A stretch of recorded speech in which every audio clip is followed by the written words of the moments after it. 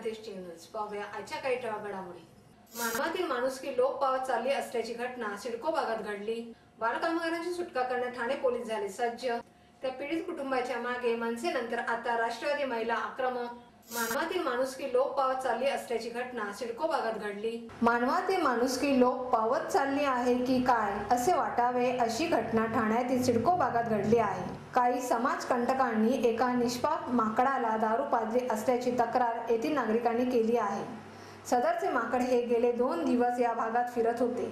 अत्यंत अक्त आणि क्रूश असे हे माकड त्याच्या सोबत गेले हे निंदनीय कृत्य मानवतेला कलम फासणारे आहे। अत्यंत नशेमध्ये हे माकड गेले कित्येक तास एका छपरावर बसून ते खाली उडी तर मरूही शकते अशी भीती काही नागरिकांना व्यक्त केली। परंतु याहून संतापजनक बाब म्हणजे अशा भरकटलेल्या वन्यजीवांचे रक्षण आणि पुनर्वसन करण्याची जबाबदारी आहे वन विभाग फोनच उचलत नाहीये। वन विभागाचे कंट्रोल रूमचा नंबर कोणी उचलतात नसल्याचे नागरिकांचे म्हणणे आहे। त्यामुळे आता काय करायचे हा मोठा यश प्रश्न सर्व नागरिकांसमोर पडला आहे।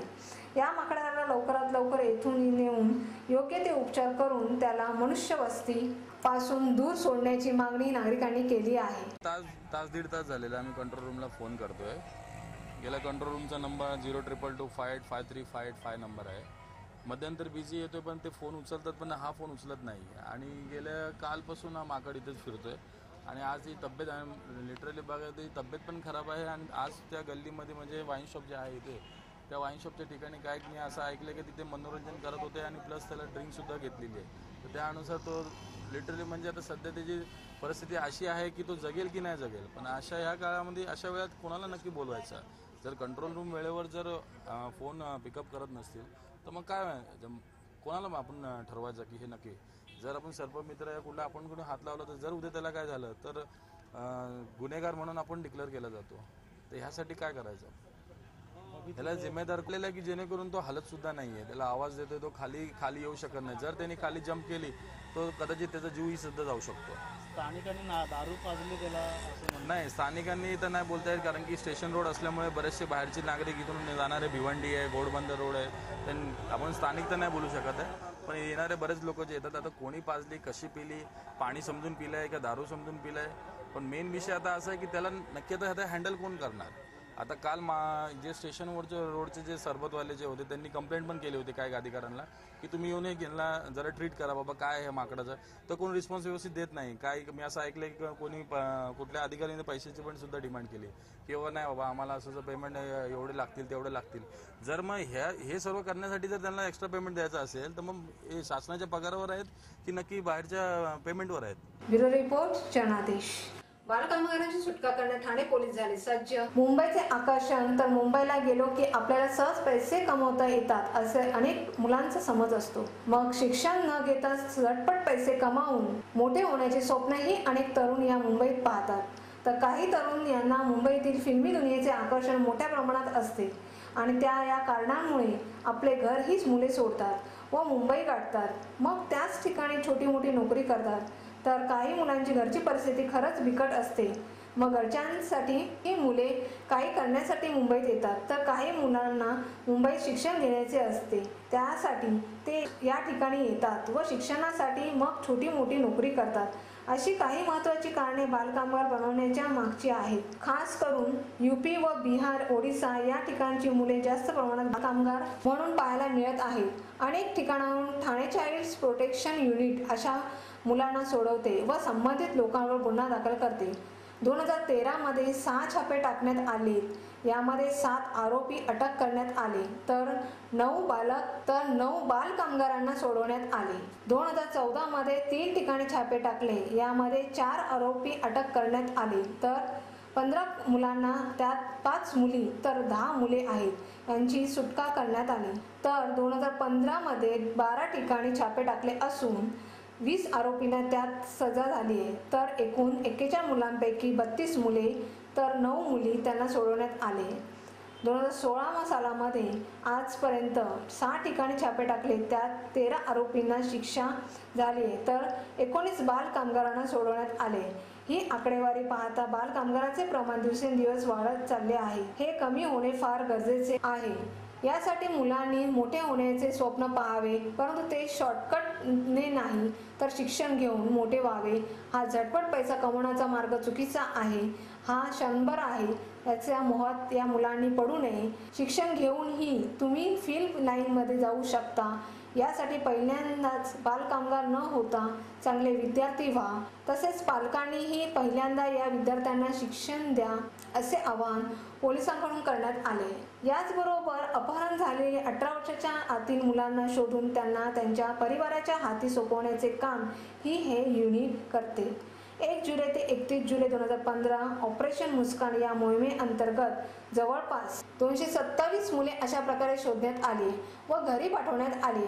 तर 1 जानेवारी ते 31 जानेवारी 2016 रोजी चालवण्यात आलेल्या ऑपरेशन मार्दूल यामध्ये 162 मुले शोधून काढून त्यांना त्यांच्या परिवाराला सोपवले आहे. तर 1 एप्रिल 30 एप्रिल 2016 रोजी ऑपरेशन मुस्कान महाराष्ट्र राबवून जवळपास अशा 77 मुलांना त्यांच्या घरी पाठवण्यात आले.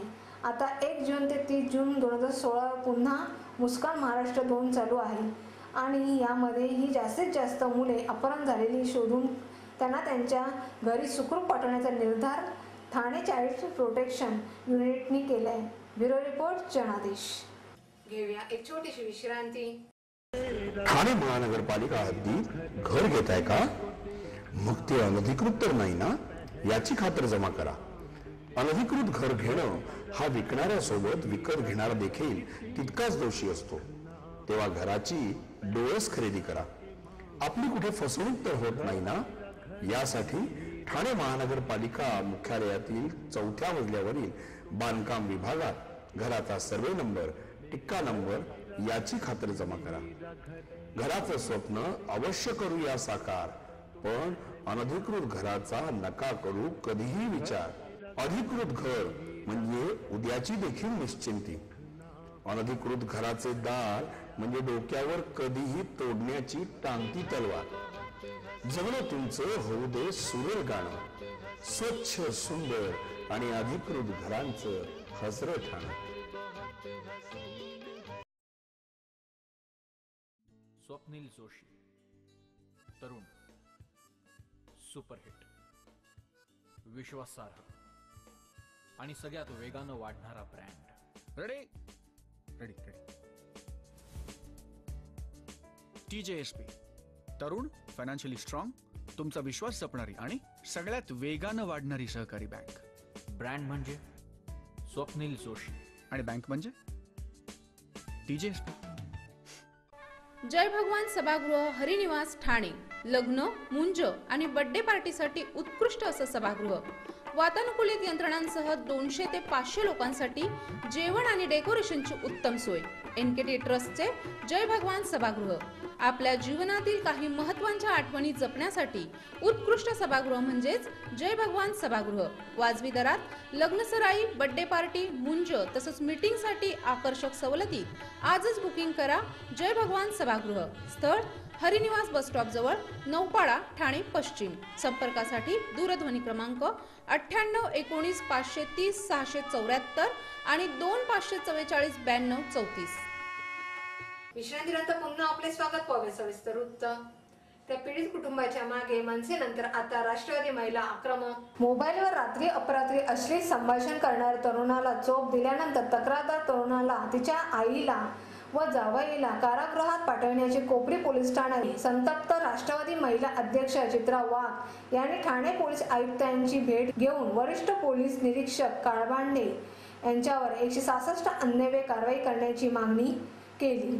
स्त्री संरक्षणाच्या मुद्द्यावर राज्य सरकार आणि पोलीस बघ्याची भूमिका घेत असतील तर आज इज्जतीसाठी मुलीने कायदा हातात घेतला, उद्या शस्त्र हातात घेतले तर नवल काय, असा सवाल चित्रा वाघ यांनी उपस्थित केला. या प्रकरणात मनसेनंतर आता राष्ट्रवादी महिला रस्त्यावर येण्याच्या पावित्र्यात आहेत.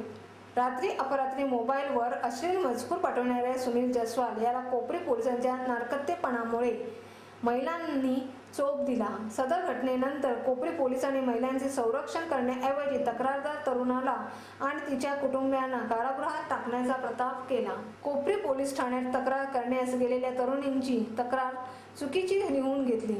विनयभंगाचा गुन्हा दाखल करण्याऐवजी धमकी व शिवीगाळ्याची तक्रार घेण्यात आली. कोपरी पोलिसांच्या हलगर्जीपणामुळे हा प्रकार घडण्याचा आरोप चित्रा वाघ यांनी केला. जर महिलांचे संरक्षण करण्याच्या बाबतीत राज्य सरकार आणि पोलीस अशा प्रकारे बघ्याची भूमिका घेत असतील तर आज तरुणींनी स्वतःच्या इब्रतीचे रक्षण करण्याकरिता कायदा हातात घेतला. उद्या शस्त्र हातात घेतल्यास नवल काय? पीडित मुलीच्या कुटुंबियांच्या पाठीशी आम्ही खंबीरपणे उभे राहणार असून कोपरी पोलीस ठाण्याच्या महिला अधिकारी असताना अशा प्रकारे महिलांची हेळसांड होते ही दुर्दैवाची बाब आहे.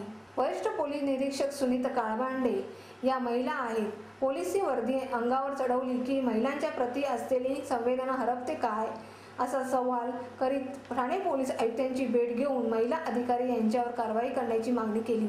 या प्रकरणाबाबत राष्ट्रवादी महिला आघाडी पोलीस महासंचालक यांची भेट घेणार असल्याचे चित्रा वाघ यांनी सांगितले. संरक्षणासाठी उचललेलं हे पाऊल होतं की ज्या वेळेला पोलीस स्टेशनकडे अशा पद्धतीच्या घटना होतात तेव्हा आम्हाला सगळ्यात पहिला आधार त्यांचा असतो. परंतु मंगळवारी ही मुलगी आणि तिचं कुटुंबीय तिथं गेलं असताना फोन घेऊ नका, फोन उचलू नका, लक्ष देऊ नका असं गोष्ट सांगण्यात आली. त्यानंतर एका पत्रकाराची मदत घेऊन गुरुवारी त्या पोलीस स्टेशनला गेल्या. त्याच्यामध्ये सुद्धा त्यांनी सांगितल्यानुसार जे सांगितलं ते लिहूनच घेतलं नाही. 507 सारखा धमकी आणि शिवीगाळ करण्याची स्टेटमेंट घेतली आणि 354 लागायला हवा होता त्या ठिकाणी 507 सारखा गुन्हा नोंद केला. मला असं म्हणायचं आहे की IPCची धारा 166AC च्या अंतर्गत ज्या वेळेला नेग्लिजन्स घेण्यात येतो अशा प्रकारच्या केसेस रेकॉर्ड करण्यामध्ये त्या अधिकाऱ्यांवरती कारवाई होणं अपेक्षित असतं. मी त्या संदर्भात कमिशनर साहेबांना भेटायला गेले होते. पोलिसांनी जर वेळेमध्ये या प्रकरणाची दखल घेतली असती तर कदाचित या कुटुंबाला आणि कोणाची मदत घेण्याची गरज नव्हती.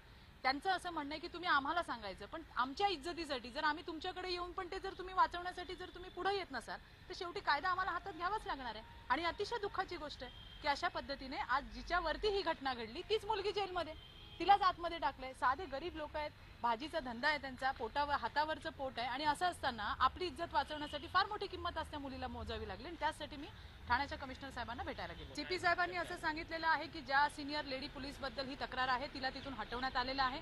आताच त्यांनी DCPंना कॉल केलेला आहे. ते म्हणाले थोड्याच वेळात ते एक्सपेक्टेड आहेत. एक याच्याच बरोबर फक्त यांचीच ही केस नाहीये, या पोलीस स्टेशनच्या संदर्भामध्ये एक कोणतरी डॉक्टर सुद्धा आहेत, त्या सुद्धा स्वतः आता इथे आल्या होत्या की त्यांना सुद्धा या महिलेचा किंवा या ऑफिसरचा या पोलीस स्टेशनचा फार वाईट अनुभव आला. ते तुम्हाला काही कळतं का किंवा मारण्याची धमकी देण्यात आली, शिव्या देण्यात येतात. म्हणजे आम्हाला असं वाटतं की ज्यावेळेला एखादी महिला पोलीस अधिकारी, मग ती सिनियर असू दे किंवा ACP असू दे, DCP असू दे, अगदी पार कमिशनर असू दे, आम्हाला फार आधार असतो. नक्की याच्यासाठी ती एक आतमधली भावना हवी की एखाद्या महिलेवरती अन्याय अत्याचार होतोय, तुम्ही कसला, मला त्यांना हेच विचारायचंय. सिनियर PI ज्या होत्या महिला लेडीज त्यांना हेच विचारायचं, तुम्ही काय होण्याची वाट बघत होतात, काय झाल्यानंतर तुम्ही ऍक्शन घेणार होतात. एखादी महिला जर येऊन सांगते की मी तुम्हाला सांगू शकत नाही, इतक्या घाणेरड्या पद्धतीमध्ये विकृत माणूस तो बोलतोय किंवा आम्हाला सारखे फोन करतोय, भीती वाटते माणसाला. 15 वर्षाची मुलगी आहे जिच्यासोबत ही घटना घडली आहे. आज पहिल्यांदा आम्ही पोलीस आयुक्त ठाण्यांना भेटलेलो आहोत. त्यांना सांगितलेलं आहे की अशा महिलेवरती त्यांच्या IPCच्या अंतर्गत कलमाअंतर्गत काय कारवाई होते त्याची आम्ही मागणी केलेली आहे. मी येणाऱ्या दिवसांमध्ये DG साहेबांशी पण या विषयावरती निश्चितपणे भेट घेणार आहे. मी त्यांच्याशी बोलणार आहे की जर तुम्ही काही करत नसाल किंवा राज्य सरकार काही करत नसेल आमच्या संरक्षणाच्यासाठी तर महिला आज त्यांनी कायदा हातात घेतलाय, उद्या शस्त्र घेऊन जर महिला रस्त्यावरती दिसायला लागला तर त्याच्यामध्ये नवल वाटायला नको. ही राज्याची आणि या मुंबईची आणि या ठाण्याची परिस्थिती आहे. कुटुंबाच्या शेवटपर्यंत लढा चालू असणार. अर्थात नक्कीच चालू असणार. या केसवरती आमचं पूर्ण लक्ष आहे. आमच्या ठाण्याच्या करीना दैलानी माझ्यासोबत आहेत, त्यांना मी सांगितलं या कुटुंबाच्या संपर्कामध्ये राहायला, पोलिसांच्या संपर्कामध्ये राहायला आणि या संपूर्ण घटनेवर आमचं बारकाईने. रिपोर्ट जनादेश. आपल्या समस्या, सूचना व अभिप्राय आमच्यापर्यंत पोहोचवण्यासाठी आमचा पत्ता